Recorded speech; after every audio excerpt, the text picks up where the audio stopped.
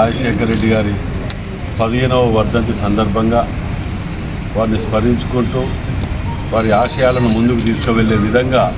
ప్రతి ఒక్క కాంగ్రెస్ కార్యకర్త కక్కరంగా ముందుకు నడవాలని మనవి చేస్తూ మరి ఈరోజు ఆరోగ్యశ్రీ ఫీజు రియంబర్స్మెంట్, మైనార్టీలకు 4% రిజర్వేషన్, రుణమాఫీ,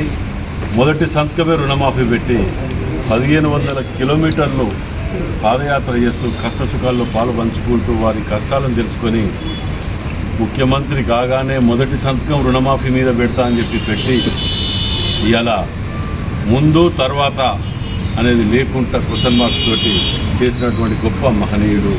వారి ఆశయాలను ప్రతి ఒక్క కాంగ్రెస్ కార్యకర్త నాయకులు వారిని తూచా తప్పకుండా ఆచరించాలని చెప్పి మనవి చేస్తున్నాం.